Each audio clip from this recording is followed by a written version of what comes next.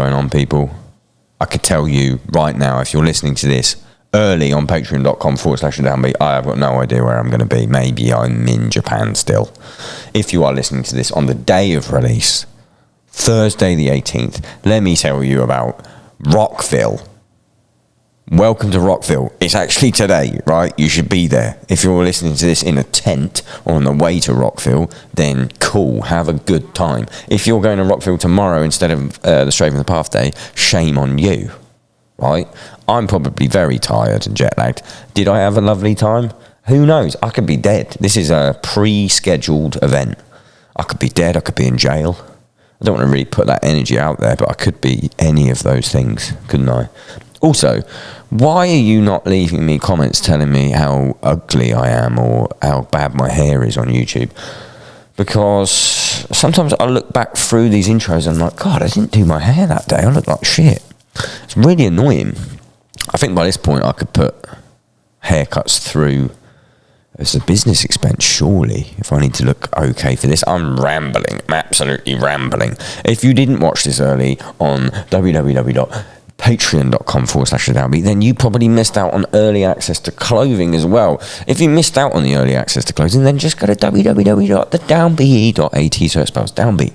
Pick up a t-shirt. It supports me, right? God, these ads are getting addy, aren't they? All we need to do is get more people on the Patreon. Get the Patreon up to, like, I don't know, $5,000 a month, and I'll stop doing ads. I promise you that. I promise you that. Until then, you're going to have to listen to my ads. But first, let me tell you about today's guest. He's a hot dude. He's a very good drummer. Oh, it's not a drum podcast. Relax. Steve Judd from Karnivool. I'm not going to tell you the story about the first time I met Steve Judd because it's in the podcast. I'm not going to tell you how Steve Judd has his eggs because it's in the podcast. I'm not going to tell you about Steve Judd's practice routine or how Karnivool writes a song because it's in the GDPC. What I am going to tell you about is today's sponsor for the Downbeat podcast, as ever, Displate. Displate make metal posters like this, right? They double as a musical instrument. Why are they so good?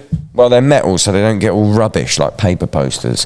Why are they so good? They can have a matte finish. Look at that. No shiny. You like taking selfies? Oh, you got a laminated poster that you got from the market with an alien smoking a joint?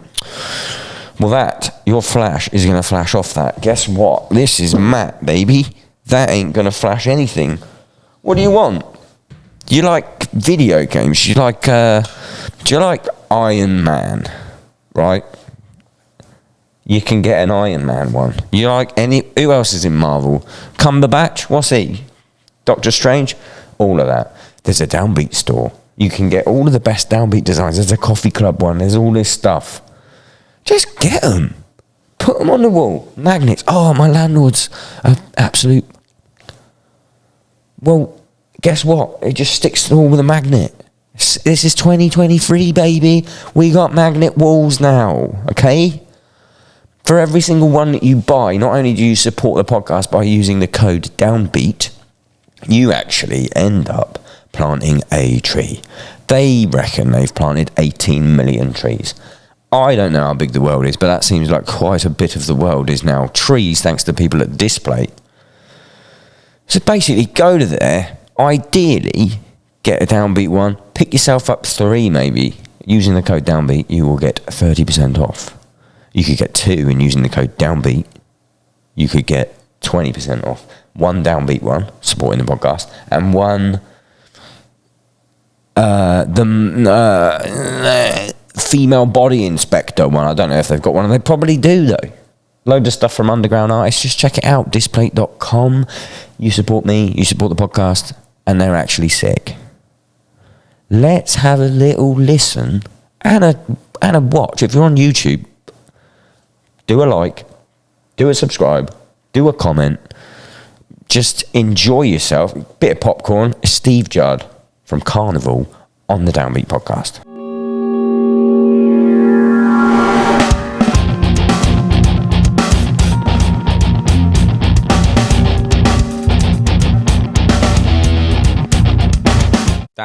the start. You don't have to do it, but thank you. I thought I'd help. Thank you so much. Steve, I haven't seen you since 2017. Yeah, long time. When I met you for about 45 minutes in Perth. Amplifier Bar. Was that the name of the venue? Yeah. I'll be honestly, and you're going to think I'm just saying it, one of the worst times I've ever played.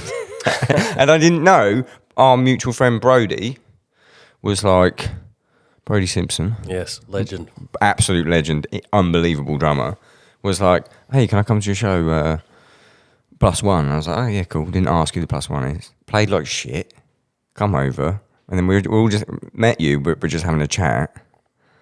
And then you were like, yeah, I've got to go on tour next week or something. I was like, oh, what's your band called? And you went Karnivool, and I went, oh my God. Because I was a big fan, but I just knew the music. Yeah. Perth boys, born and bred? Yeah, all except Hoss, one of the guitarists, is a Melbourne lad. I was born in New Zealand, but came to Oz when I was a kid, so. Have you got, is there New Zealand in your accent? Nah. No, see, I don't know. It's really hard for me to tell the difference. No, I say 6, so. Oh, yeah, they say sex. Is it sex? Sucks. Sucks. It's a U, like they mix them up. Like I'm sure they say sex too, but. They probably say. Different connotation. They would say 6 for sex, I think. Off the top of my head. Do you want to have 6? Yeah. There we go. Sounded a bit South African there. Yeah. Thanks for coming. You had a little stressful morning. Oh, just bus parking, tour life. At the trying garage. to find, yeah. The garage is a bit small for Karnivool. Yeah, we played, the last time we were here, we played the garage as well. So that was 2015, I think. Where the fuck you been? Not many places, actually. No, I just mean question one, like. I don't have any questions written, but like. We did. Where'd you go? Well, our last record was 2013. That's 10 years. Yes, so the 15 tour was to promote that album, I guess. And then since then, we've been writing. You have actually been writing? Very slowly. How slowly are we talking? Like Tool? This is almost Tool. Well, it's 10 years and we don't have an album, so pretty slowly. Yeah. Like out of those 10 years, have you been writing very slowly over 10 years, or did you break for a bit, or? We've taken like little mini breaks along the way.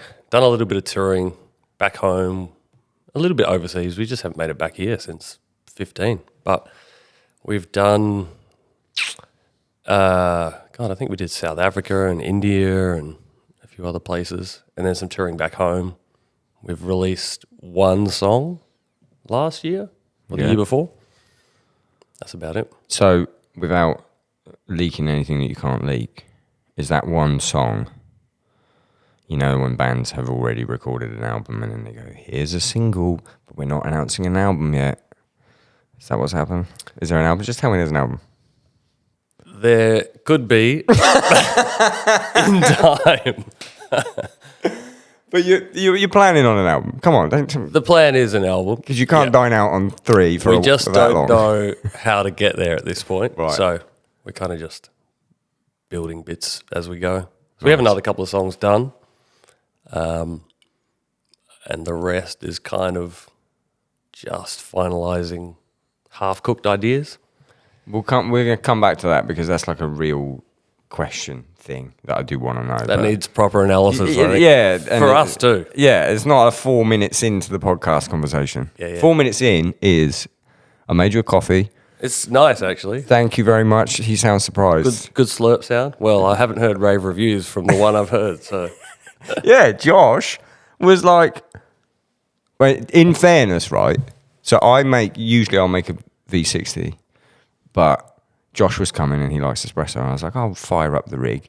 But the beans that I've got, I've roasted for filter.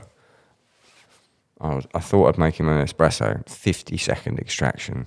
And he was like, comes into the podcast, and the first thing he says, just slagging my coffee off. So I was like, are you going to do it as well? Isn't it an Australia thing? Because you guys love coffee. Yeah, look, I don't want to put any pressure on, but we've been trying to hunt the best coffee in every city so far. Where have you been? You don't have to fucking reel off everything. Lots of Germany, Czech Republic, Did you go to Sweden. Five Elephants in Berlin? Have you been to Berlin on this tour? Yes. I don't know if we made it there. I can't remember the Berlin one. Munich? Munich? Did you go to Man vs. Machine? No. You fucking should have asked me. I should have. I'm going to go through your... Now, I'm going to go through your shit. whatever I've logged, that's what we had. I'll have to go through. I'm going to get those up later, and I'm just going to have a look, and I'll be like, okay, I know where I'm going. Yeah. Are you playing Switzerland? Have you done it yet? Yes. No, we didn't do it this run. Some fucking man, I'll have to look at the tour dates. Yeah, I should probably know these things, but it doesn't matter. But you said something interesting to me when I was making this coffee. Number one, I think, give me the rundown of the amount of coffee that you drink a day currently, because currently about 4 to 6 cups. 4 to 6 cups, so not including the shots. Not shots, cups, and sometimes I'll get an extra shot. Oh so 3 shots per coffee. Are you an extra shot if you have to resort to Starbucks or something? No, I'm an extra shot. Even just goals. Even in a bougie place. Yeah.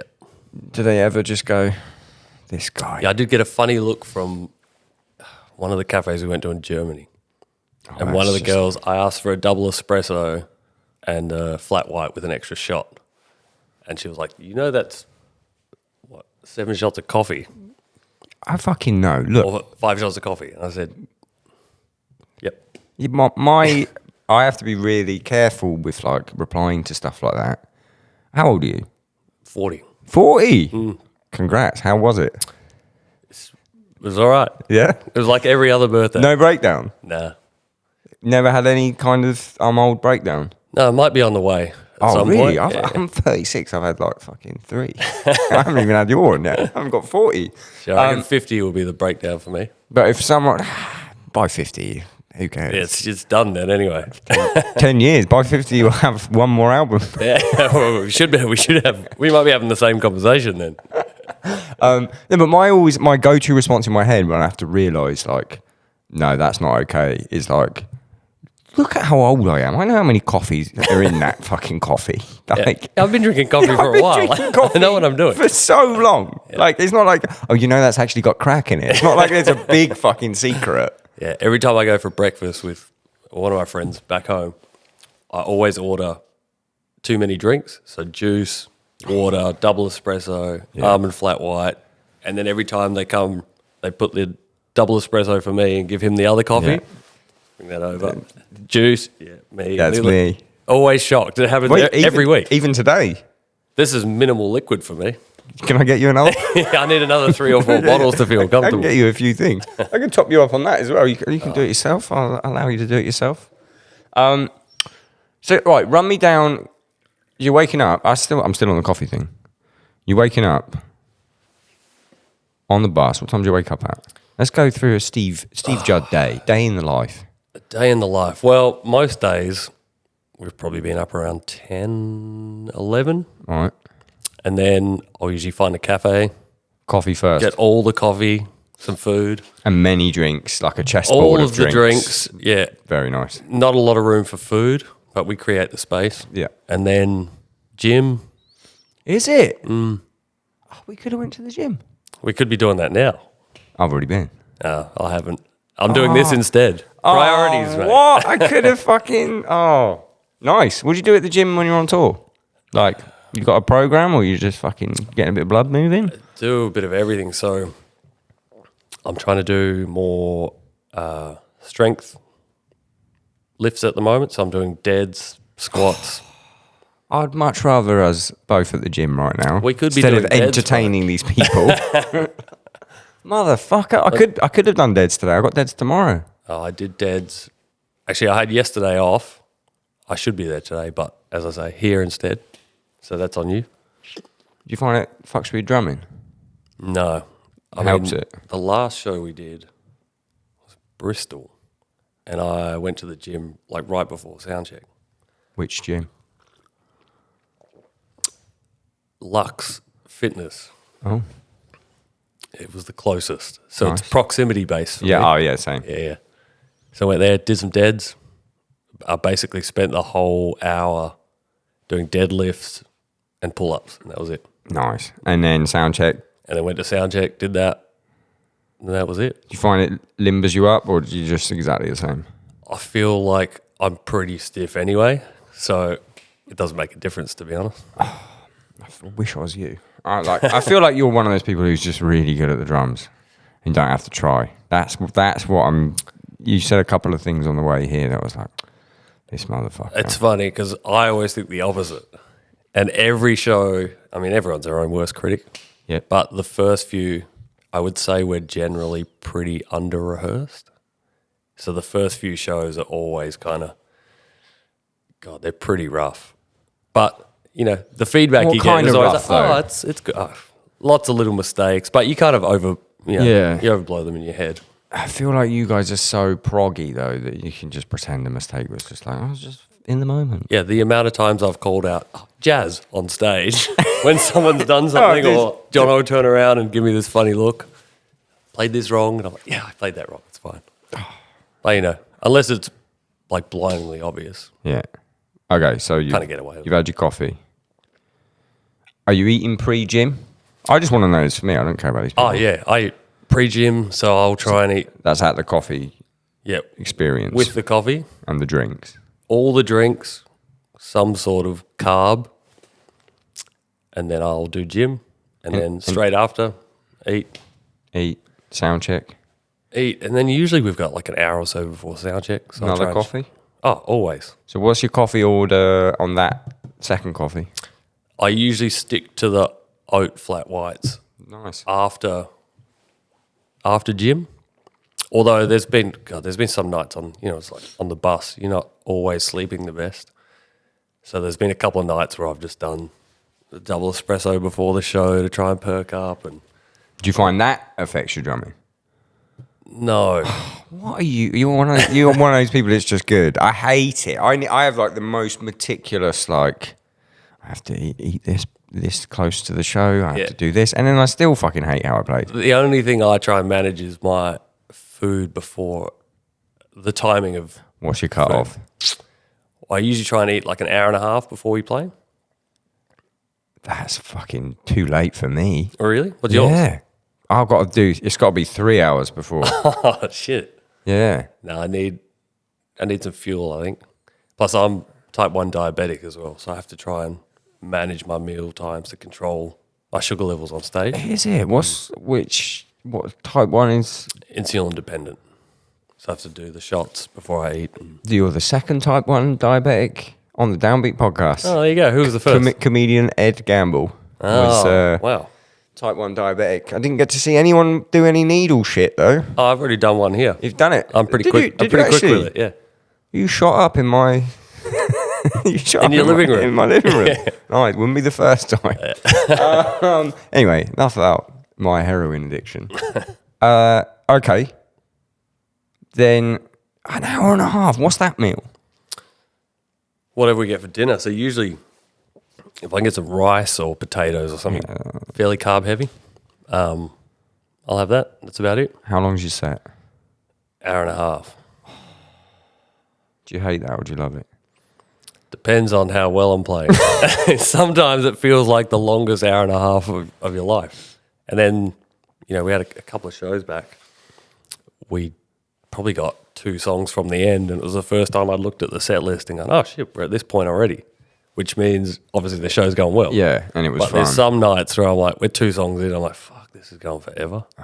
If you make a mistake in the first song. Oh, always. It's that you know, and then you kind of get lost in that mistake. You start ruminating it. Yeah. You can't be present in the gig. It kind of throws things. It's the worst. Yeah. I like, at last tour we did, we opened with the hardest song on drums now, and I've been practicing it for this next tour because we're also opening with it. And it's like, I'm going to make a mistake, but it feels like, I don't know if you ever pissed your pants in school, but like, it feels like the time I pissed my pants in assembly at school. Like, I've got to sit through the whole assembly. I've pissed my pants. Maybe other people know I've also pissed my pants. But I just got to sit there and fucking deal with it. Yeah, just got to take it. All right, that's we can get into the other question. How does Karnivool write a song? What's the process? I feel like you guys don't have, for a band that is worshipped by progressive metal, like pretty heavy bands fuck with you guys. Like they're always so like open and fucking terminally online about their process and all this shit, but Karnivool's not. So you're gonna now. I wouldn't say. I mean, if we had a process, it wouldn't be 10 years since our last record. Yeah, but 10 years can be a process. Tools was 10 years because they had fucking big whiteboard and all that bollocks or whatever they were doing. It's a big whiteboard for 10 years. 10-year whiteboard. Yeah. We're going to need an 11-year one, I think, at least. Yeah. No, I think, God, it's different for every song. So Every song. sometimes someone will come in with a riff or a bass line or a melody. We might jam it, or Drew might start programming stuff to get, a bass. In the jam room together. Sometimes, and then sometimes people will be doing it individually. I mean, yeah, it kind of happens how it happens, I suppose. So, like, there'll be demos in... Oh, man, there's hard drives full of, like, half-cooked ideas or, like, overproduced 20-second bites. Yeah. But nothing else with it because we just haven't found the way to kind of extract more stuff, I suppose. Fuck. So who's not pulling their weight? 'Cause someone's not. I think it's, well, everyone at times. And 10 fucking years. 10 Yeah. fucking years. I think it's more a case of everyone wants to have their say in the track. And oftentimes that means it's being pulled 5 different directions because everyone has an idea for things or a certain, I guess, direction they want to pull it in, which isn't always the best approach, I suppose. Yeah, but I was literally having this debate yesterday on Twitter, which is where I do most of my debating, where like some band announced that 4 members of the band have left. It's a 5-piece band. Right? And the announcement was... So it's a solo project now. Yeah, the announcement was like, we are sorry to announce that blah, blah, blah, and blah have left the band. And it's like, I'm doing the maths while I'm reading it. I'm like, well, hang on, what do you mean we? We's doing a lot of work in that sentence. Like, I am sorry to announce everyone else in my band is fucking the we quit. are leaving. But then, do you know what was... And I thought that was funny. I made a funny joke about it, obviously, as you do. And then the replies of people going, I guess some people don't know that most bands are just one person. That's how music works these days. And it was like, I go on that person's profile and I'm like, oh no, that's what's fucking wrong. But there is, so I think you need, like, we do the same way, exactly what sometimes we're in the jam room, sometimes someone has an idea, they bring it to the jam room, sometimes someone writes a whole song themselves. I feel like that is super important to being an actual band and not one guy with a bunch of other people, as opposed to like what just happened there where one guy everyone else quit. It's probably because one guy was writing fucking everything. Yeah. I feel like there needs to be, I mean, everyone wants to have their creative input when it comes to writing songs. So you kind of want to feel that sense of connection with the material. But then I guess at this point, when we don't have any music, you kind of think, well, the other side of the coin, one person writes it, the record's done. We could have some. Yeah, we could actually be touring, I've got a specific example, but I'm going to see if you mention the specific example first. Do any songs get written around a drum part? Oh, 100%. Yeah. So sometimes Drew will have for Sound Awake, he'd like programmed a bunch of stuff. Yeah. So that's already, I guess, the kind of starting point for something. So you kind of bring that in and then we'll jam that idea and then kind of develop it in the room. Other times... So wait, is he programming the fucking Steve Judd sound? Are you telling me that someone else is making this sound for you?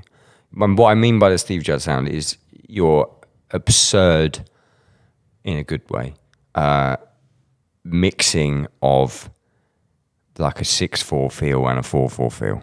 Do you know what I mean? Like that's kind of the Steve Judd signature for me is just the groups of 3. Yeah, I was about to say, just playing with 3s. Playing with 3s, but in 4. Yeah.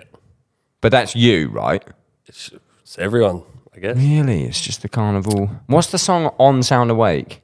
And it's like boom, ba boom, ba boom, boom, ba. And there's a blung, Every time you hit a snare. The Caudal Lure. The Caudal Lure. Yeah. Who wrote that? Drew programmed it. He programmed that? Yeah. And then you had to learn it? Yeah. So we basically, he'd had that, basically the outline of that thing programmed, and then not much of the music, just that kind of part with the effect sort of stuff in the background. And then we had to kind of get in a room and adapt it and write the rest of the...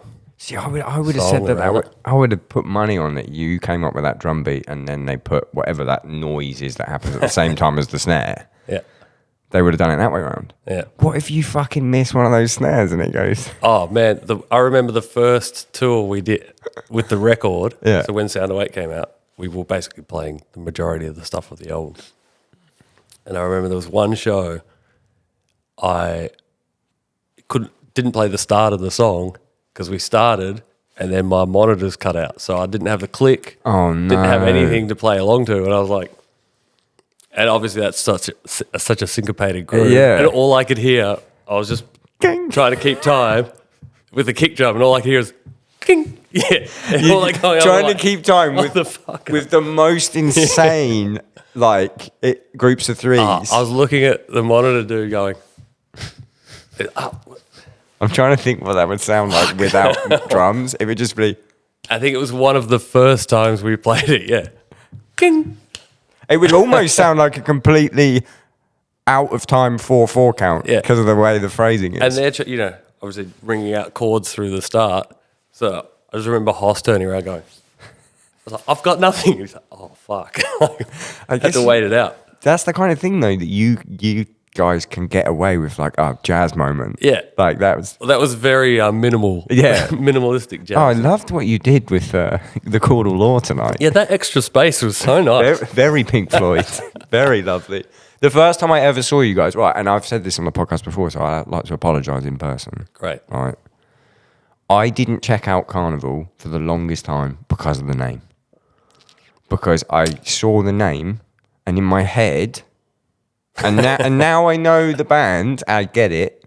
In my head, I thought like German war metal kind of band. Yeah, very similar. Sure. No, but like, I was like, nah, everyone was like, you got to check out this band Karnivool, you're going to love it. Like, because they knew I'd love it. And it was like when everyone was like, you've got to watch Breaking Bad. I was like, fuck you, I'm not doing that. You're one of those people. And then I did it. I'm like, okay, it's the best fucking thing on earth. Yeah. But the same thing with Karnivool, and I still didn't check it out. And then it was Sonosphere Festival 2010, so it would have been on that tour. Maybe it was the gig. Yeah. I don't know because I didn't know the songs. I was like, I'll go check out that band. You were like first on. Yeah. Second main stage or something. Went, and I think I walked in to Setting Fire to the Hive, and I just went, oh my God. I turned to my mate Chris, who was there at the time. I was like, I'm really sorry I didn't check out this band. And I was fucking blown away. And I think you ended with Change, with the bit at the end of Change, the drum part. Who wrote that? That was just a jam. Just the end of so we'd finished the song, tracked it, then in another studio, tracked the outro for it. Really? So it was just a click running. I was just kind of playing some ideas. We basically had like probably 4 times the length of what's at the end of the song, and then just cut out the best bits.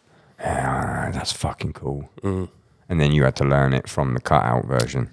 Well, yeah, I think that's half the stuff I've played, because a lot of it's written, and then a lot of it's just kind of feeling out ideas. Yeah. And then we've never actually had an album written going in to record it, so a lot of it's been finished in the studio. So then the back end of the recording process, everyone has to go back and relearn all their stuff. Yeah. And that's my least favourite bit as well. Whenever we have a section that's like a proggier section, or, just give me like 10 takes of just jam stuff. And then I'm like, cool, like, were any of those good? And it's like, yeah. And then the producer cuts it up, and I'm like, oh, I just have to learn that insane fill into that part and that bit into that bit. Yeah. But they are right, though. They do make the best bit. Yeah, they make the best 100%. Stuff. Sometimes. But, I mean, God, we don't even, it's not like we tour a lot either. So I think before all the COVID stuff, we were actually supposed to do the Sound Awake anniversary tour. and we hadn't played maybe half the material for quite a while. So going back to try and relearn the album start to finish, I guess, in 10 years, your playing evolves quite a bit. Yeah. So a lot of even just the stickings of some of the stuff, I couldn't wrap my head around. I couldn't remember how I'd done it. Yeah. So I was playing things going, it sounds right, but feels horrible. So Yeah. it took ages to kind of just try and remember the patterns for it. Do you find that a lot with like songs over time, the way they silently change from the record and you don't realise, and then you listen back to the record? Oh yeah, every tour we do. So we'd probably tour we've toured once last year and this one this year. Each tour I have to go back and like revise whatever set list we're doing. And I always forget how the songs go. So I have to go in and relearn everything every time. But so we did this Monolith Festival with a bunch of prog bands back home in August last year. And prior to that, we hadn't toured in a couple of years. So in my head, I'm playing like, this is how it goes. And I went through and every song, I was like, fuck, I'm so far off. Like, it was incredible. And in my head, I was like, no, this is how it goes. But it was way off. So, do you ever like chart anything out? Can you sight read? Not well. So I can read, but I'll write out like cheat sheet notes. Yeah. But I try and do it as little as possible. So I basically just commit to memory if I can. What's your musical upbringing like? When did you start? I seriously started playing drums probably when I was like 13, 14. Kind of got my parents to buy a drum kit. Well, my dad said whatever I could save. So I was probably about 15 at the time. Yeah. He'd put in the same amount. So I think the first kit I had was like this shitty little pearl wood fiberglass thing. Oh, I know the ones. Oh, yeah. man, like this blue... Still pearl though. Oh, yeah. Good for you. Still pearl. Good for all you. the way. I mean, I did have a yummy in there too, but I don't discuss that. Yeah. So it was just shitty hardware. I think I'd saved up and bought some like headliner cymbals. Fucking hell, yeah. Yeah. That was the first proper cymbal I had, if you can call it. Yeah. Yeah. And then... Did you have lessons or No. self-taught? Yeah. Motherfucker. So I used to just play at home every day. Never had lessons?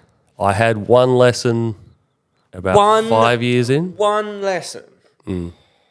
Sometimes I feel like I shouldn't have had lessons. Every time I get someone on here who's fucking really good, and you know what, it's always the prog guys, right? And I'm like, so who was your drum teacher? And I didn't have one. Jay from Tesseract, didn't, self-taught. Yeah. And you're all like doing the octopus shit. That's fine. So what sort of stuff, like what were you doing? Just playing along to songs? Yeah, so when I got my kit, I used to just set up the stereo, put the headphones on.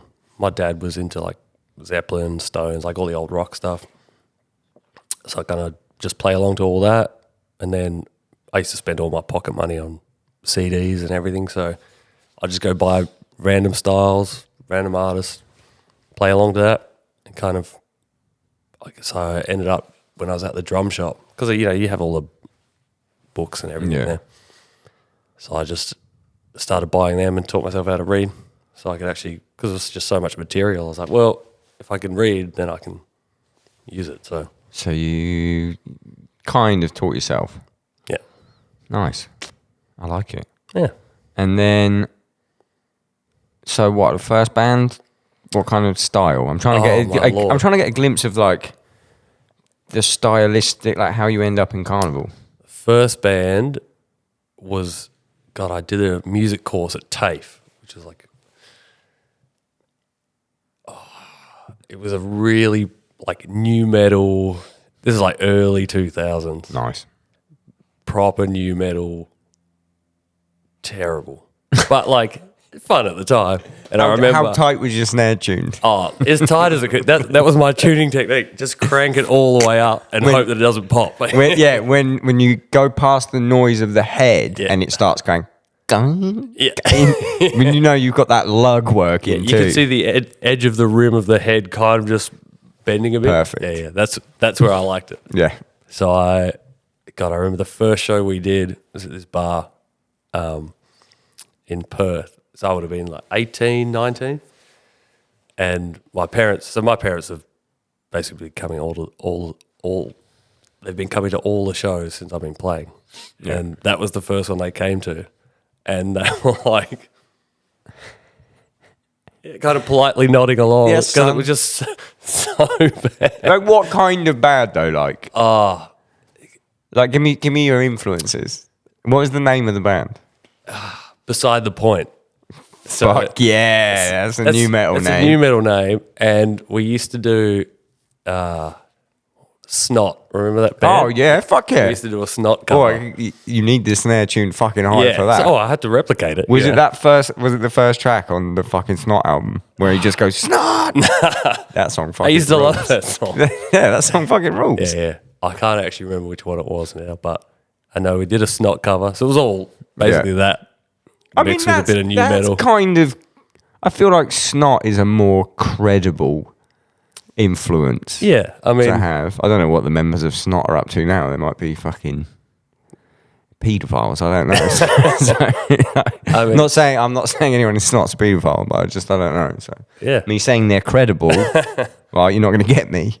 I think that's enough said on them. Big influence at the time.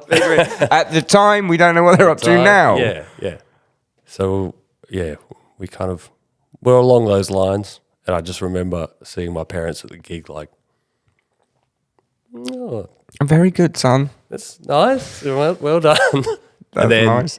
started playing in another band. It was probably more like at the drive-in Glassjaw with like proggy riffs. And then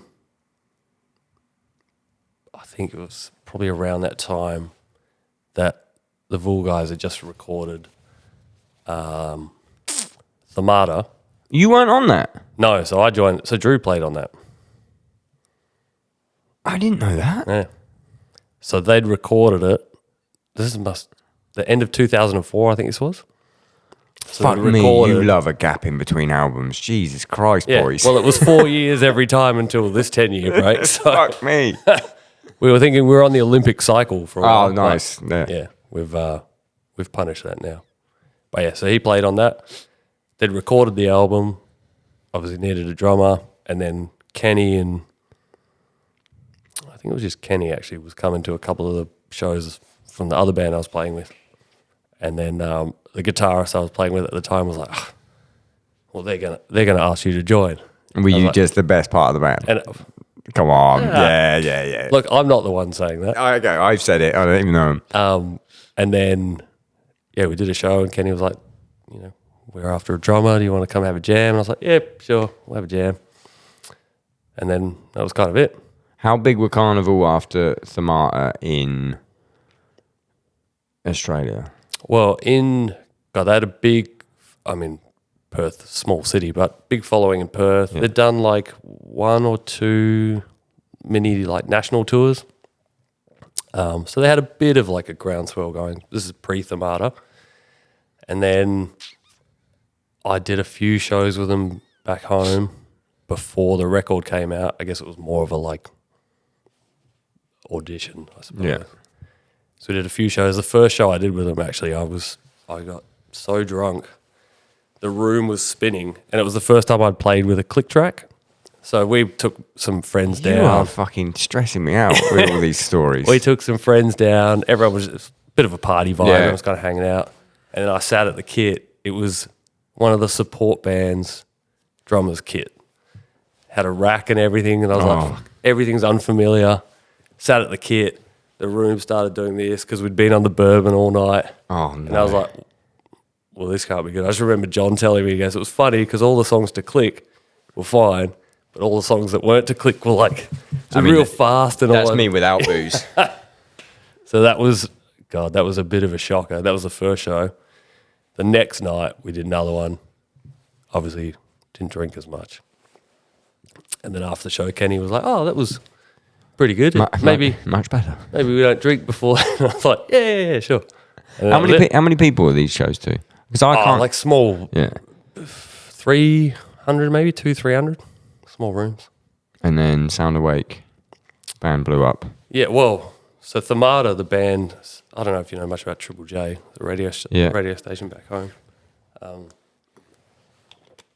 started playing a few tracks. They used to have this Net 50, Yeah. which was like an internet voted countdown, and a couple of tracks off the Mata started getting in that. So we got a little bit of rotation, and then I think another band from Australia, Cog, like a kind of progressive band. We did their album tour, which kind of coincided with the release of ours, and then basically just started working the touring circuit, and yeah, took our time with that. What was your first overseas tour? The first overseas one we did was, I think, 2007 in the States with Non-Point, Fucking hell. Skindred, Oh, and UK boys. Ankler. That's such an interesting tour. How was that? Interesting? It was fun, but Lost a lot of money? 100%. It's the only way to tour at that level. But I think it was a long tour, man. It was like eight and a half weeks, maybe. In a van. Yeah. Yeah. Fun. What are the little Sprinter vans? Oh. No, what? Sat upright? Or Yeah. one of the ones with benches? So we were just staying in like Super 8s, Oh, yeah. Motel 6, like all that thing. Yeah. Doing the hard slog. Could you go back to that now? There's no way. There's no fuck. You can't go backwards. There's no fucking way. No. It's weird, isn't it? Because at the time you're like, yeah, this is fucking awesome. Yeah. And then the minute you taste little bit of bus life, bandwagon life. Yeah. Any step up, there's no going back. Yeah. It's like, if you do, when was the last time you did America? Shit. A while ago. 2012, maybe? Who was that with? Would that have been Asymmetry? Before Asymmetry. Was that 2013? Yeah, so Asymmetry was 2013. 2012, I think, was the last time we were over. Fair to Midland, I think, was the band we played with. It's such a weird, like, you guys get put on weird bills. Yeah. Always. It's just super interesting. You ever played Tool? No. Like, that's where I'd put Karnivool. Yeah. Not only just because of the OOL. This is what we get a lot. But, like, do you know what? It's in the name. So, what the fuck is the name? While we're on the subject. Oh, this was before my time. Yeah, so come on. So you can throw him under the bus with it. What the fuck does it mean? Don't know. I No think one it was knows. just sounded cool, very new metal influence. Yeah, I was about to say, sounded cool in 2003. Yeah. In 99, it sounded cool. So Yeah. that's what they went with. I remember when I first joined the band, we were talking on, was it MSN Messenger? Oh, wow, yeah. I'm there. I can feel They were it. talking about, so, the band name, what do we want to do with it? And I just remember being the only one going, you should probably change it. That was it. I mean, it's fucking unique. It is. It's funny trying to explain it to people, though. I had a massage the other day, and the lady was like, so you're playing tonight, are you? I said, yep. Oh, what's the name of the band? I said, Karnivool. She goes, no. No, he's got two O's and With a a K. K. Oh, K. And then try to spell it out. I was like, no, with the two O's. Two O's. What type of massage are you going for on tour? Remedial. What does remedial mean? Like sports massage, deep tissue. Yeah. I'm like, do you have a specific, like, what do you look for? Because I'm big on massages when I'm on tour. Like, always go to a Thai massage because I know they're going to fucking beat the fuck out of me. Yeah. They're so good at it. I hate it. Two things I hate. I hate when you go and they don't go deep enough even though you've asked for deep. Yeah.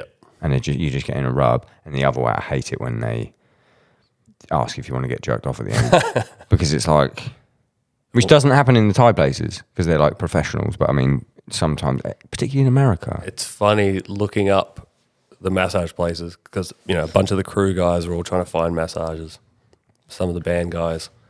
And you look up the pictures on Google and there's always a bed. And I'm like, if it's on a bed, you know what you're in for. And it's annoying because it's like, I just want the massage. Yeah. But it's either, and obviously this is hypothetically speaking, it's either there's a great massage and no tug, which is great, that's what I want. Yeah. Or it's a fucking awful massage and a tug. But I want the massage to be good. Yeah. I'm yet to find one that's good at both. Yeah, you can't find. That's two different skill sets. Exactly. You can't. There's certainly two different grips involved. Yeah. You can't be putting the same amount of. You can't put a sports massage pressure. No, you're just going to strangle things. Yeah, it's not going to be good. So I want to get more up into why you're so fucking good at drums. Who's your go-to influences? Oh, these days, Give me two. Give me growing up Steve, baby Steve influences, new metal Steve. You got a labret piercing? You got any? no piercing there. I managed to avoid that. I did think about the eyebrow thing for a while, but I can see it. It would have been great. Phase passed, fortunately. Lucky. God, I used to love Chad Smith when I was younger. Bought the snare and everything. It's such a great snare. Yeah, I kind of wish I kept it. But Do they still make it? I think so. You're a Pearl ambassador, my I know, friend. You should be doing but this. I don't use those snares. So I remember I had a Pearl Chad Smith back in the day before when I was just playing can whatever. tune those things really hard. I mean, that was part of it. You could fucking really crank. That was made for new metal. I think that was before all of the companies started like manufacturing the lugs so they didn't break. And it was just like, fucking all right, I'll crank that up. Yeah. But for the money, that was a great snare. Yeah, that's one of my best early pickups, I think. So I used to Chad Smith, Mitch Mitchell when I was younger.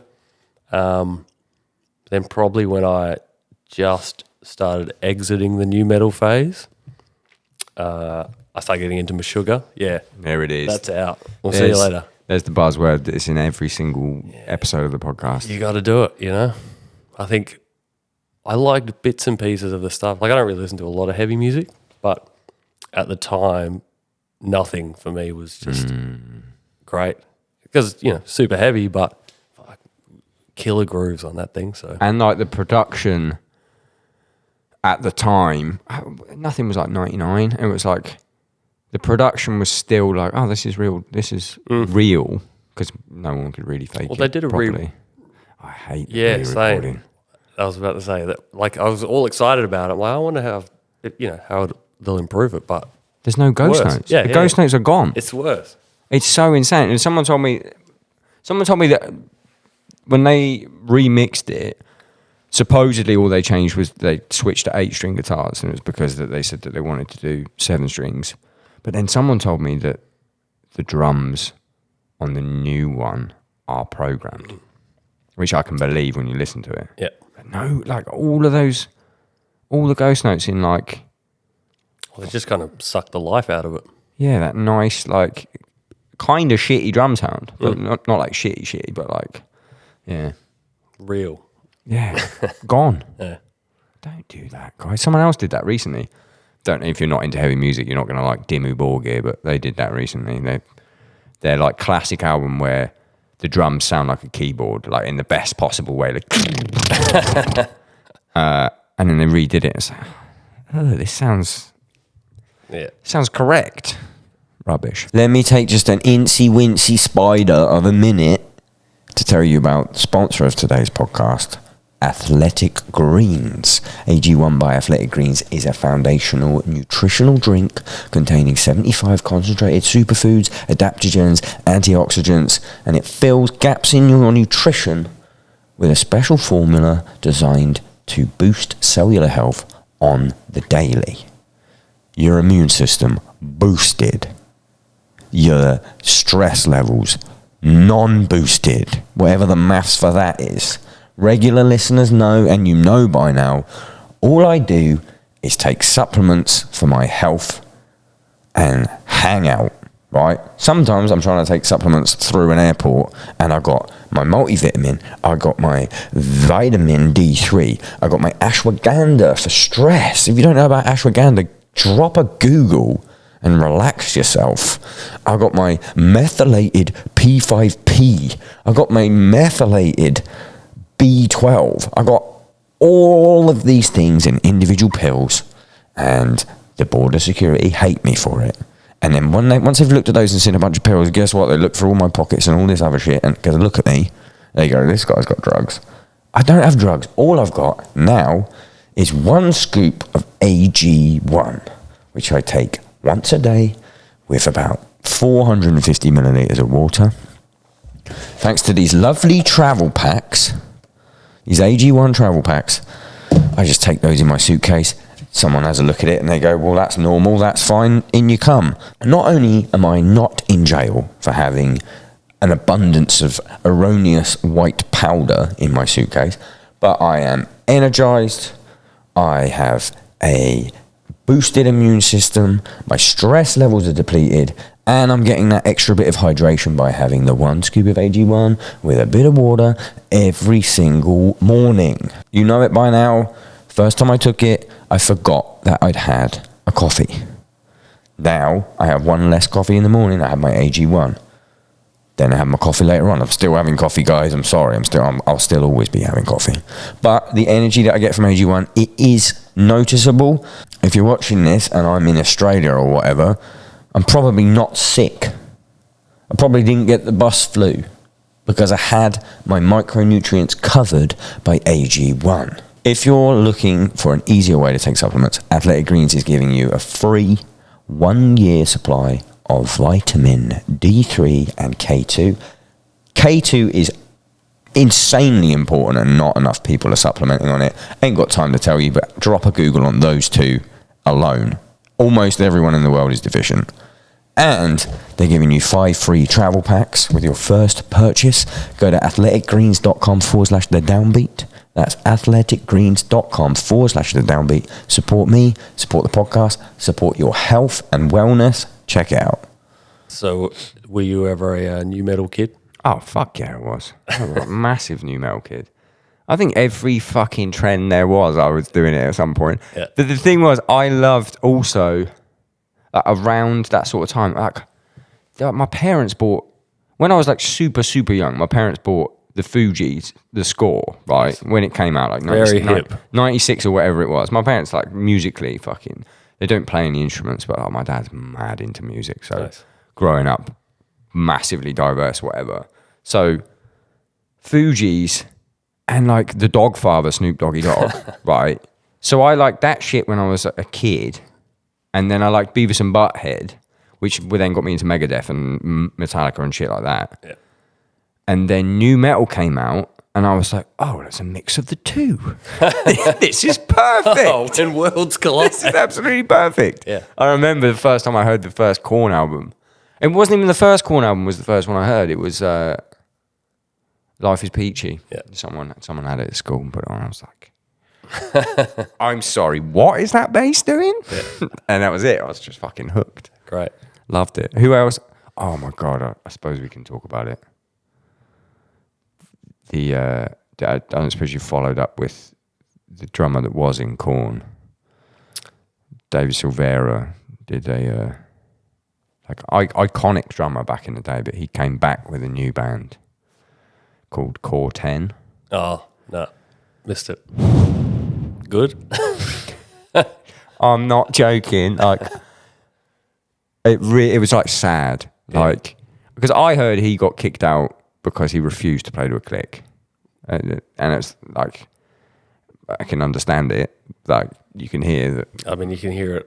You can hear it, but not to throw him under the bus. But then he came out with this new band recently, and they launched with like a live, and I don't want to shit on it, but launched with a live. I'll let what I'm about to tell you do the talking. Launched with a live playthrough of a song, the whole band, but like mic'd up like it was a gig. So you are getting the real band. And the comments were so crazy on YouTube that they took the whole fucking thing down. And then they released one more single after that. Similar thing happened, and then he left the band. Wow. He left his own band. Public backlash. But he was a big influence back in the day for me. Any of those like old, I've always secretly been a Tama kid, even when I didn't. The second kit was a Tama kit. Anyone that was playing Tama, I was mega into it. Deftones. Yeah. Korn. Big Deftones kid. Yeah. I feel like I don't really have any like dark new metal secrets. I can't think. What's the most embarrassing one? Do you reckon? The most embarrassing one to say, yeah, I really liked or like that band. I don't know, such a terrible era. Everyone claims the Limp Bizkit thing. I don't know if that's a good or a bad thing. I feel like as drummers, we can sort of get away with this because some banging grooves and some banging drum sounds on almost every new metal album. Very slick production on a lot of them too. Luckily, one of the key mainstays of such a terrible genre of music is that the drums have to sound and be great. Yeah. Our POD? We were just, dressing room conversation the other night. I was trying to remember, something popped into my head. It was a POD, so what was their big single? Youth of a Nation was one of them, and Alive, yeah. They had one other one. Anyway. We are Yes, the Youth of the Nation. That's a fucking banger. I walked into the dressing room. I hadn't heard this in forever and started whistling it. And I was just like going about my business. This is post-show. That's the new metal kid just and I coming was out. like, getting my drinks and stuff. And How many drinks? this is post-show, so I'm on the waters now. Grabbed a couple of bottles, and Kenny's like, I think he was in the toilet next door. He pops out, he's like, is that a POD? Yeah. He goes, when did you hear that? I'm like, I haven't heard that in forever. How weird. He's like, oh, yeah, what other songs? And then I had to look them up. So they're the three that came up. And I saw them like relatively recently, and they were so fucking good. It was crazy. The drummer was unbelievably good. Like In the Pocket. I knew all the songs, even though I couldn't name you one. It was like every single one that was on. And then I was kind of I was weird because I like punk as well. So I was like, I kind of like Rancid and all of the like punk bands. Legit punk. Yeah. And then I don't know, I guess I just loved music more than I do now. No, it's fine. I like it. Now I need to be like, I feel like I need to be mentally tickled by music. I mean, it's a different game now. Like, I remember, as everyone does, you're a kid, CDs, cassettes, whatever you were into. But there was just a different way of consuming music. You kind of buy something, you'd be investing in the product. You're going through all the like liner notes and everything. Now it's just you might listen to one song on Spotify and not even know who it's by, and I think it's just too accessible and easily consumed these days. So you're saying we should gatekeep it more, gatekeep music more? 100%. Yeah. There's less investment in the product, I think. Do you know what? There's a big debate, and I'm literally it's probably carried over 3 or 4 episodes. So I'll see how you feel about it as someone who hasn't released an album in 10 years. No. Since there were CDs readily available. Fuck me, yeah. But realistically, like, what you're seeing now these days, and it's exactly like a spin-off of what you're explaining, is bands are releasing 6 singles out of a 10-track record. And it's the only way, other than buying plays or buying playlisting by selling your royalties, then it's the only way you can keep the fucking Spotify monthly listeners metric high enough to get playlisted and to get all this other stuff. You're just trying to maximise engagement, aren't you? Yeah, but I feel like we're in the same generation of like, I need an album. Yeah. But I'm really trying my hardest to get out of that mindset because I know it's not the future. Oh, no way. You see it now. As you say, a lot of bands are just drip feeding singles until there's an album's worth of material out there anyway. So it's, again, just comes down to the way people are consuming it and how to generate more engagement for the band. But for me, I'd prefer to listen to an album by a band than, drip fed singles. Yeah, I like at the gym. I like a playlist or something. Or like, man, I have the worst gym playlist of all time. Why? What's going on? It's R&B slow jams. Like, really? You're deadlifting to like fucking D'Angelo. Oh, 100%. Yeah. Want some of your pressure? I remember being at a gym. One of the guys I used to play with, we'd go to the gym together on tour, and he'd like have his heavy music. That's what I do. Yeah, and then he took his headphones off. He's like, "Yeah, you listen to Ariana Grande?" I was like, "Yeah, gets me going, bro. Nice and relaxed." Does it actually get you going? Yeah, 100%. Ariana Grande, respectfully, gets me going. But I actually had an idea for a sketch. I've got a folder in my phone of sketches. I want to do a sketch show at some point, and one of the sketches is so close to what you're explaining there. Is two guys at a gym, and they're like training. They've both got headphones on, and they take the headphones off for whatever reason, or they've got the headphones off, but they do have big headphones. No one steal this idea, by the way.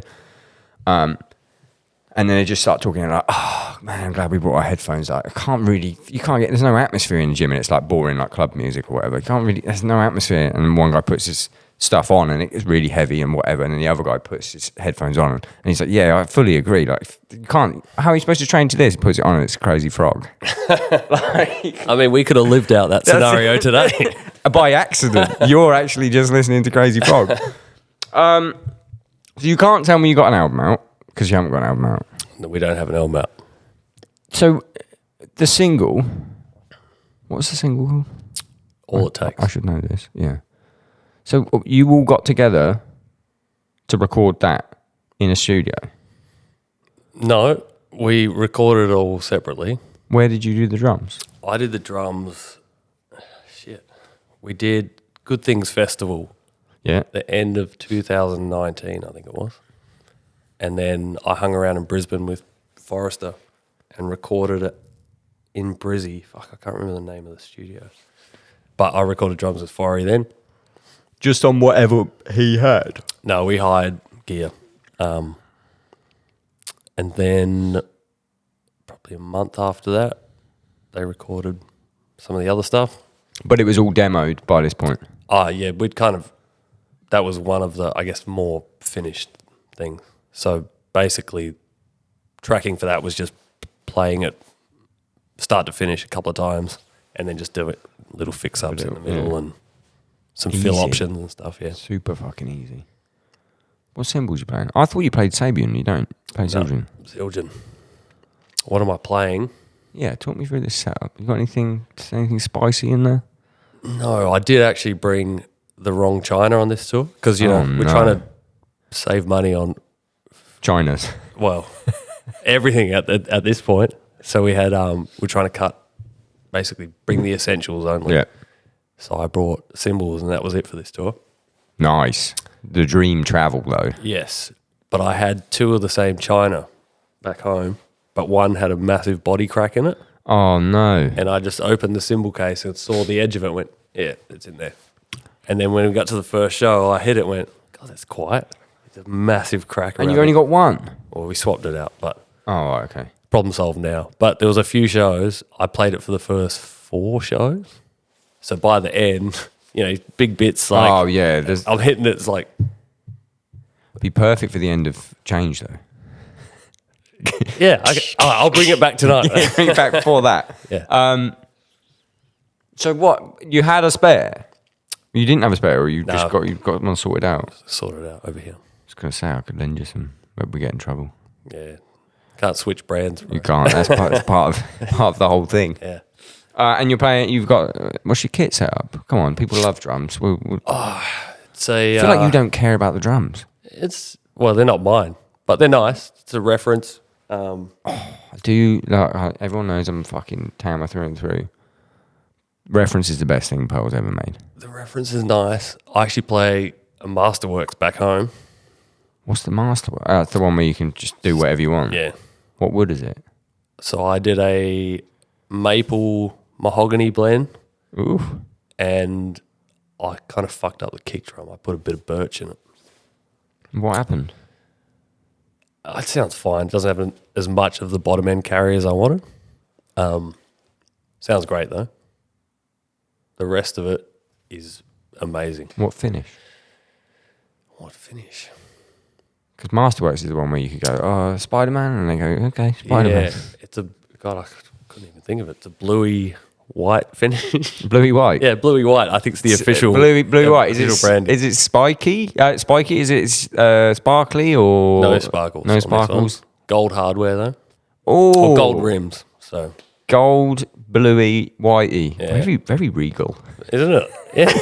The Commonwealth. I feel very precious playing it. Yeah, lovely. Yeah. And what's your cymbal setup in terms of like how many things you got? Because So I did a for here- reaction video for you, and there was a lot of shit. Yeah, I saw. Did you see it? Yeah, Did you hate me? No, I was very nice about you, but I'm aware I'm very annoying. one of my friends sent it to me. Actually, Brody told me about it as well. So we were watching it, and he was like, "Check this bit out," and he's like, "The bit about the steroids," and he's like. Hey? And I was like, I was just huge at the time, bro. Oh, yeah, I remember you were fucking jacked. What did I say about steroids? Something about doing a cycle. Oh, yeah. I thought that was quite entertaining. There was Steve Judd. Because I think I maybe switched through like 2 or 3 different videos, and I was like, whoa, hold on a minute. What's going on with those fucking... pre-workout. What's going on with those fucking delts, bro? Yeah. There's a good... Hey, you've already got the needles. The perfect crime. I know. And I've got the insulin. Yeah, just fucking load it up with a double. Mate, I should be selling that at the gym, to be honest. Yeah. Extra coin on the road. Yeah, you fucking kill some people though. Yeah. Got to crack a few eggs, I guess. Yeah, true. to get Well, for the protein. jacked. For the protein. Yeah. Yeah, cymbals, man. On tour, I'm running 8, 10K splashes. I was running on the last tour 16-inch sweet hats.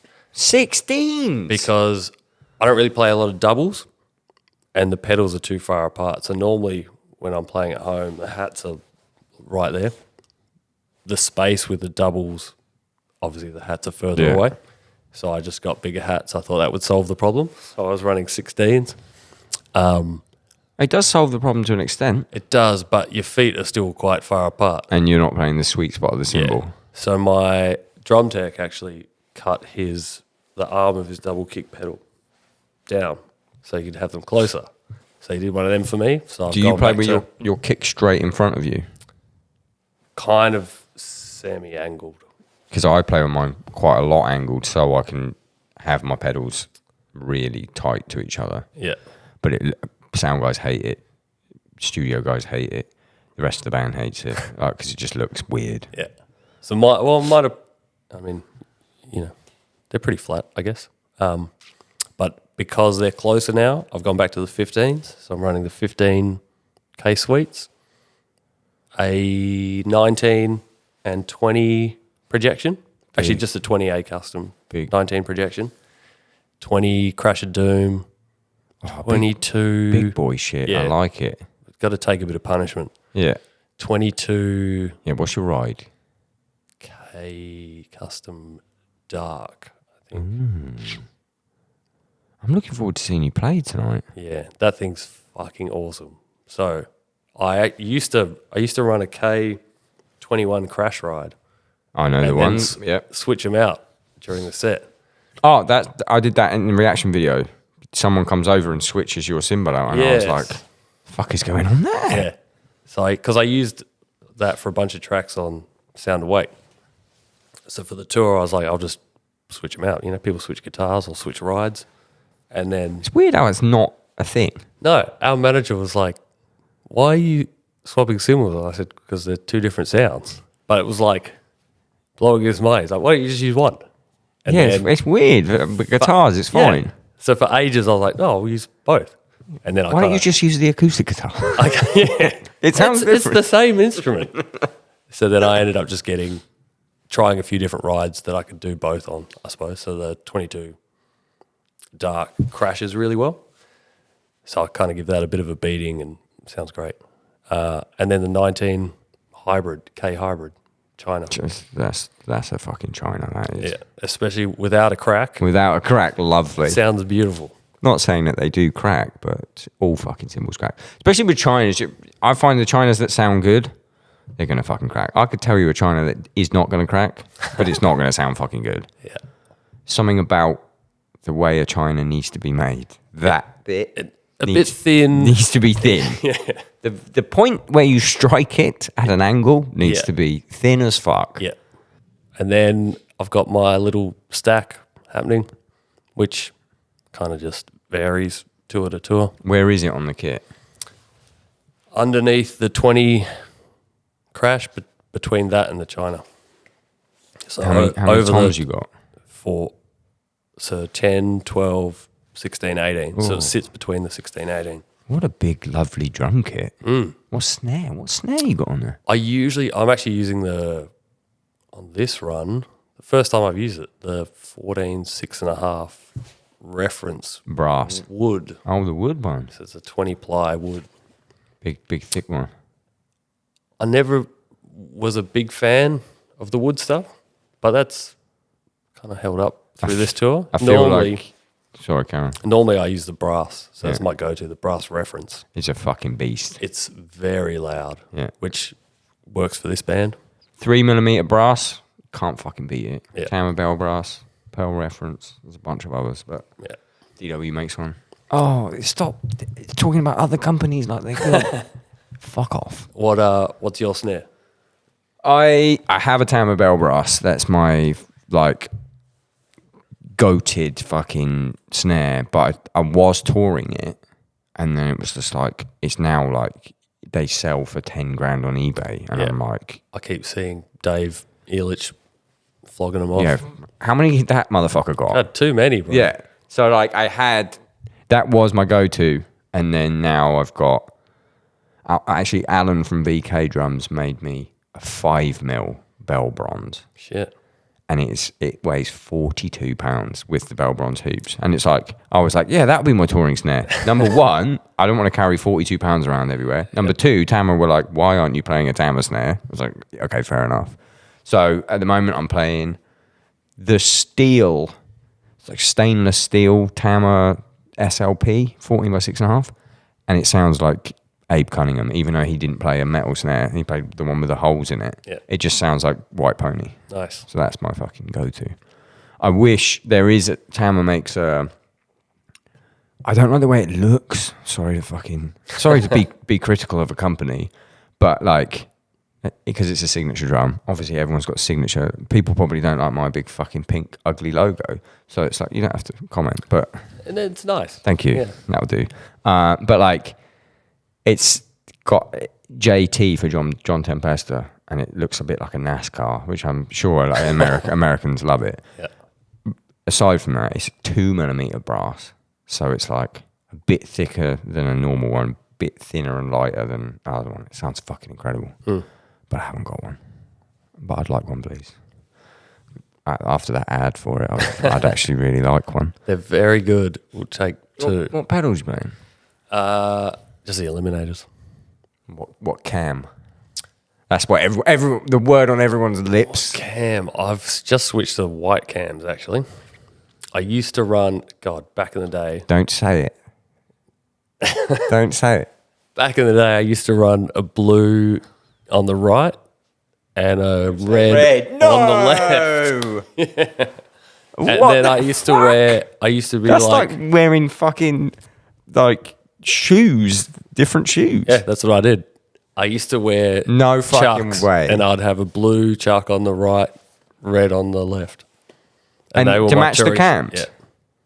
I mean, that's actually sick. I'm up for that. That's fucking insane. I used to be like quite anal about all the setup stuff and Why? You're quite a stylish man. I noticed that when you were walking to my car. I was like, oh, Steve's got the drip. I mean, I have been in trackies the entire tour, so that's been good. I mean, you can have tracky drip. Yeah, it's a good look. What do you do with, right, and it's going to sound slightly insulting, but I don't mean it to be slightly insulting. Like, but obviously, if you haven't put an album out in so long, what are you doing when you're at home? You got a job. I do. I hate to smash the reality of musicians for everyone, but most of us have jobs. I do a little bit of mental health support work, Really? like maybe 1 day a week, 2 days a week tops. And then I've just started doing a bit of teaching again. Teaching drums? Yep. And I do a lot of like freelancing back home. So a lot of cover gigs, some session Really? stuff. Yeah. So you're well in the music world then? Yep. What's talk to me about the mental health support work. I started doing that at the end of 2018, I think. But yeah, it's pretty simple stuff. I just did a little course, like it was a 6-month, a 1-year course. And you just, I kind of just do individual support work. So you're out doing community engagement stuff, taking them to appointments, that kind of thing. Nice. Yeah. Good for you. Yeah. Is it food for the soul? Yeah, a little. No. Yeah, it depends. It's like any other Depends job. on the innit? day. Yeah, You probably have good days and bad days. yeah, same as the music thing, you know. Love it. Speaking of music, I don't know if you know, but at the end of the episode, which we now got to, because you don't have an album to plug, Great. which is great for all In of us. 2025, we'll... No, don't say that because they'll be annoyed. You can have the last sip if you want. Oh, I will take it. Gracious host. I mean, if you want an oat flat white, I can go and put the espresso machine on. It will be heated up by the time we finish the podcast, and I can make you an oat flat white. Would you like that? Sure. I'm going to do that, and I'll tell everyone I'm going to edit this, and they will listen to it and go, "He didn't edit it." 1 minute and 7 seconds. 1 minute 7. I'll just put it on and it'll heat up. I mean, that's basically a cold drip now. It's quite nice though. Oh, delicious.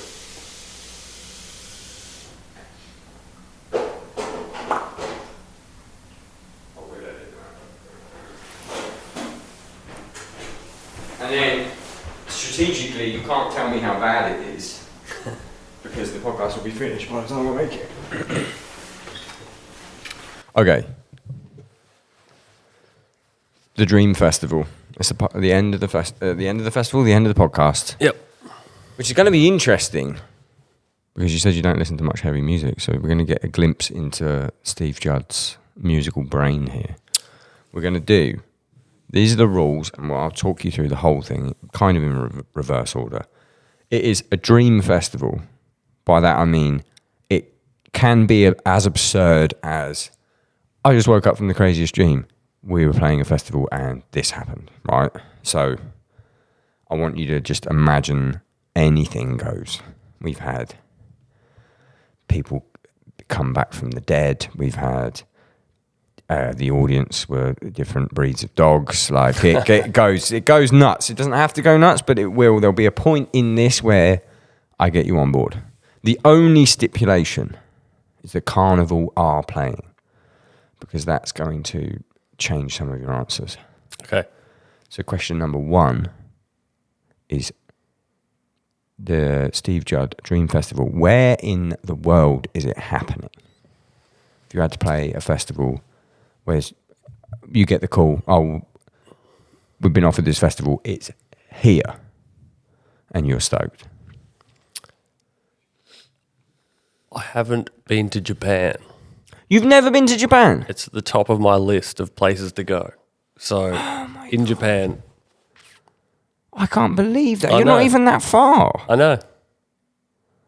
We're going to Australia this year, Leaky Craig, and we're going to Japan straight afterwards. Yep, that's very smart. I can't believe you've never been. I know. I don't even think we've had... I think we've had one offer of shows in Japan. And you didn't take it? I don't think we could do it at the time. I'm almost jealous that you've never experienced it, because the first time Japan is... I've heard only good things. I mean, God, been most other places, just not there. So, somewhere in Japan. Nice. Well, I'll take it. Also, North Lanes was in Japan. Oh, there you go. Great taste. Quite a lot of people's is in Japan. Do you find... See, the reason this part of the podcast, everyone at home fucking annoyed. Why do you keep explaining the fucking Dream Festival to the guest? Because he doesn't know. We go off on segues because of the answers that you've done, and it's part of the musician experience. Like this question I'm about to unleash right now. Do you find, and I don't know what your cohabiting spouse situation is at home, but do you find, because you travel so much as a job, it takes a lot for you to want to go on vacation or pay money to go visit somewhere? Or are you pretty good at it? I guess, well, the last few years we haven't really been doing much touring, so it's kind of redundant, I guess, at this point. And I've probably just after COVID, before we started touring again, I just met my partner. So this is the first tour we've done where I've been away for any extended period. How's it going? I thought it would be easier, but It's never easy. It's never easy. We could FaceTime every day, and yeah, it's fine. Kind of find ways to stay in touch, but It's not. It sucks. I was chatting to one of the other dudes about it yesterday. I was like, dude, we've been away for 3.5 weeks, and I'm already like itching to get back. So I can't imagine doing an extended tour without trying to fly her over or do something, because we were actually going to do that at the end of this tour. So she hasn't been to Europe before.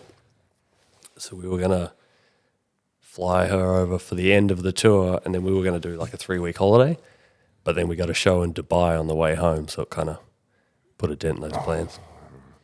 My least favourite place on earth. I've only been once, and it was fine.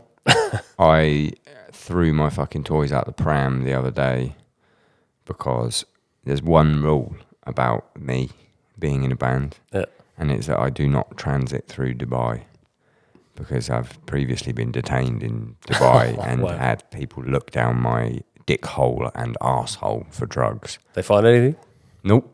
Not this time. No, but like it was fucking like I was in there for like I was basically in jail for like 6 hours. And the guy was like, "You are going to go to jail. We're gonna find something." They were going through like the tread of my shoes and stuff. But then we got this Australia tour coming up, which will probably be announced by now by the time this comes out. I might see you there. Yeah. And like I get my flights through, and it's like flying on my own, transit in Dubai, layover in Dubai. I was like, no. I got to diva mode. I was like, boys, I'm not going. I'm just not doing it. And someone changed it. Great. But I go the wrong way around the world now to go to Australia. So where do you stop? So this one, I think, luckily I'm Singapore. But last time I went UK to San Francisco to Australia because I wanted to avoid Dubai. And How long was the travel? That was like 42 hours. Too long. And I had to leave. You have to leave the airport in San Francisco, because when you transit through America, you have to go as if you're getting to America, do all that, and then check fucking straight back in and then go. Then I got home and got divorced. It was a great week. It's a great fucking week. All that extra hassle for the end result. Oh, it was lovely. Probably gave her enough time. Yeah. Okay. So it's in Japan. Perfect. What is your accommodation? Now, you don't have to think specifically Japanese here. It's like you're playing a festival. What do you fucking love from your accommodation? I like a king-size bed and a bath. Oh, I love a bath and on a tour. gym in the hotel. Love it. That's it. What kind of bath? The deeper, the better. Big, deep clawfoot number? Yeah. No spa, no jets necessary. No? Just a big bath. Big where I can soaking sink it. tub. Yeah. How far from the festival are you? Oh, as close as possible. I'm staying on the festival site. Perfect. Yeah. So there is a hotel. If I have to walk further than 50 meters, it's not my dream festival. Yeah, perfect. Okay. Yeah. So that's pretty. Anything else you like in a hotel room? Anything specific from a hotel? No, pretty easily pleased with that. One of those good hotel gyms, though, not the little shit ones. I want more than a treadmill Yeah. and maybe 10 kilo dumbbells. Like when you stay, the best ones when you stay at a casino hotel in America. For some reason, the gym's always like fucking stacked. Some sort of money laundering The going on one there. show we did in Russia, like maybe 6-7 years ago. Maybe 6-7 days ago. The hotel gym was like 2 levels, full Really? day spa, everything. That's the kind of hotel Roids. gym I want. Yeah, all the roids you could get. As you got in Get there. a free doggy bag on the way out. Lovely. Training up those Olympic athletes. Well, that's on my dream festival. Trenbolone acetate. Anyway, enough about my drug use. That's the rider. Actually brings me to my next question. What is catering? Your dream catering. You're like Steve Judd wakes up in his hotel room in Japan. He's just soaked in a tub, and then he gets there, and Drew goes, "You're never going to guess what catering is." Well, catering, I want all meals, so I don't want to leave the festival site. Yeah, that's So fine. I'm doing breakfast there. What's for breakfast? Dream breakfast. Man, my dream breakfast is boring. I would have oats, banana, nice green banana. Green banana. Yeah, green Cream-ish. Cream? I like my banana like hard. Really? You But wanna there's be no able to snap sugar in it then. Doesn't taste Yeah, nice. it's good for me. Oh, there we go. Yeah. Brought it back round. Some berries, maybe. Does it affect your diet quite a lot then? Yeah, it's just something you got to be conscious of. My friend who's diabetic is a literal food critic on TV, and I've seen him eating like fucking cakes and shit. Oh, you can. You can, 100%. but you just will die if you don't have the... Yeah, you just got to He prepare is for it. fucking... He's a rock and roll of the... Living on the edge, Yeah, mate. fuck me. Good for him. Anyway, yeah, so Eggs, all of the coffee, how are you having your eggs? poached. But then bit of what pepper. are they on? They're not on the oats. You just got poached eggs on their own. Yeah, 100%. That's what I do. Really? If I go out for breakfast, I'll always get a couple of poached eggs on the side. Psycho. Maybe 3 or 4 poached eggs on the side. I feel like whatever I get. we're very similar in our ordering food and drinks. Yeah. Like I'm a multi-drink guy. I'm an eggs on the side guy. Love but to hear it. poached, when you cut that, it's just going on the plate. I You don't just cut it. I just spoon it and slurp it up. slurp that up. Yeah, it's disgusting, but it's effective. That's fucking interesting. Yeah, Nice. that's my dream breakfast. Lunch, anything with a bit of sweet potato and chicken. Oh, no wonder you're looking fucking juicy on those is- this videos. is boring, Yeah, but, you've got that bro fucking that bro diet. Sweet potato, chicken. Yeah, some veg. I really want to go to this festival. I'm going to get jacked. I'm just going for the food at the moment. It's good. Yeah, fuck yeah. The accom's good. We haven't even got to the music. Dinner, Come on, treat yourself. Treat yourself. maybe a curry then. Something Yeah? rice heavy. What's your go-to? I had a chicken korma last night. It was quite tasty. There's a lot of good curry in Glasgow. Yes, a lot of good curry in the UK. We do love a curry. Yeah, so we'll probably try and make the most of that while we're here. Fuck yeah. If you need any recommendations tonight, I'll take them all. I know all the curry ones. All right, korma. You got a naan with this, or you? Oh, garlic naan. Fuck yeah, garlic 100%. naan. Look, I feel like It's the only way. coming to this fest. Okay, and then you told me recently, teetotal. Yeah. Sober or California sober? No, sober so before my birthday last year, maybe the week before, I thought as a gift to myself, I would stop drinking. For a week. Well, I planned for a year, but I haven't even thought about it since then. That was 7, 8 months ago. Any noticeable benefits, drawbacks? No, I guess it was just, drinking as a diabetic is just another variable for me to try and get around. So by not drinking, it's one less thing to worry about. So how would it affect it? Like if you get pissed up on tour? Yeah, it kind of plays havoc because any alcohol has sugar in it, so you have to adjust for the sugar content. But then there's like a window post drinking, sort of 6 to 36 hours, I think it is, where the alcohol will actually drop your sugar levels.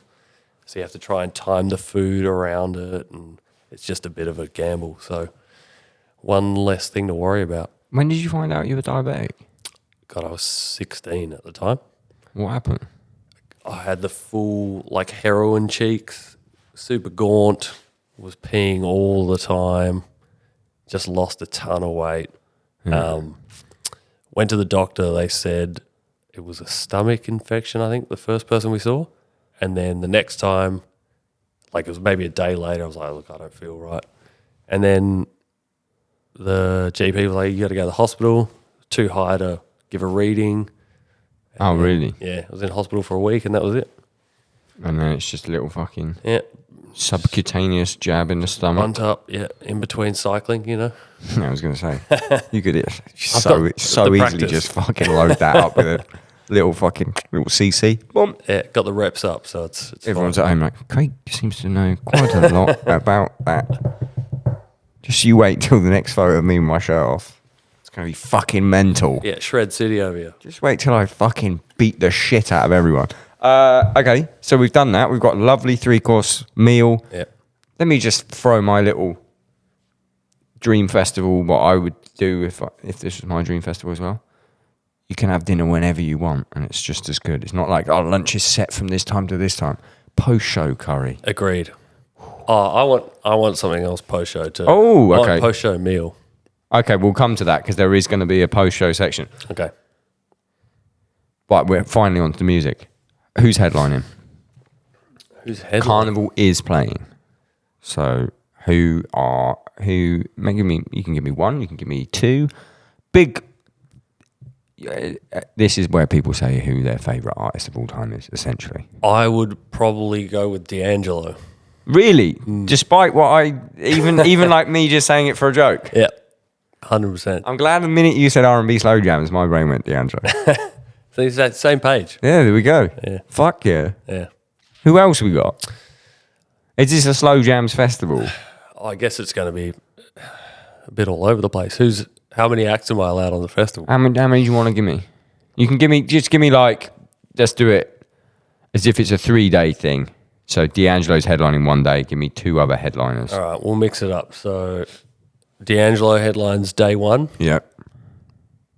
Day 2, well, I'll put my sugar in there. Oof. You want to see that? We all want to see that. Day 3. They can be dead, right? They can be dead, but you have to stipulate how they're back. So tell me who, and then I'll guide you through the resurrection process. So I've been, probably Mac Miller. Nice.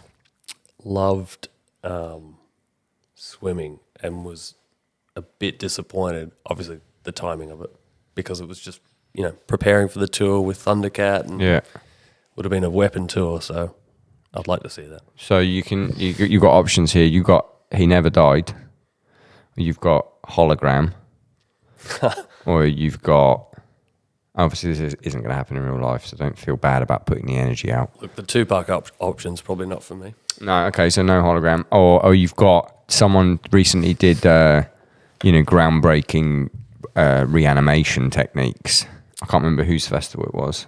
It might have been Jack from Void of Vision. Another Australian. I've got all the Australians on at the moment. Yeah. I think he said